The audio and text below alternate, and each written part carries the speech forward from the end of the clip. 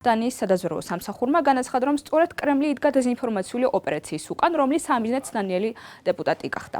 კამპანია იანვარში აგორდა, როდესაც დონალდ ტრამპმა არაერთხელ განაცხადა გრენლანდიაზე, დანიის ავტონომიურ ტერიტორიაზე კონტროლის დამყარების თაობაზე. ამ განცხადებამ დაძაბა ურთიერთობა ვაშინგტონსა და კოპენჰაგენს შორის.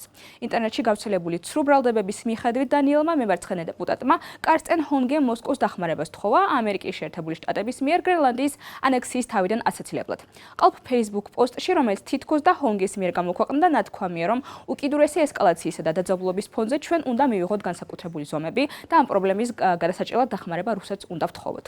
ჰონგემ უარყო მის მიმართ წაღანებული ბრალდებები, როგორც ყალბი ამბები. დანიის თავდაცვის სადაზვერვო სამსახური აცხადებს, რომ სოციალური მედიის ეს შეთხზული პოსტი ინტერნეტ ინფლუენსერების მიერ შეიქმნა, რომელიც პრორუსული ნარატივის გავრცელებითა და პოპულარიზაციით არის ცნობილი და რომელიც რუსეთის სასაგრებლოდ მომუშავე გავლენის უფრო ფართო ქსელთან არის დაკავშირებული. დანიის ოფიციალური პირები ასევე აცხადებენ, რომ ეს არის კრემლის სტრატეგიის ნაწილი. მას უნდა რომ შეარყიოს დასავლური ერთიანობა, რომელიც ასევე მიზნად ისახავდა მარტში გრენლანდიაში ჩატარებული არჩევნების შედეგებზე გავლენის მოხდენას. გრენლანდია ხშირად აღმოჩნდება ხოლმე ჯვარედინის ცეცხლის ქვეშ, როდესაც მსოფლიო ძალებს შორის გეოპოლიტიკური დაზაბულობა იზრდება. კუნძული მდიდარია ბუნებრივი რესურსებით, რომელიც გადამწყვეტ როლს ასრულებს ეკონომიკურ გეოპოლიტიკაში, მისი სტრატეგიული მდებარეობა კი არქტიკაში, მას დაუცველს ხდის უცხოური ჩარევის მიმართ. ევრო გადამოწმება.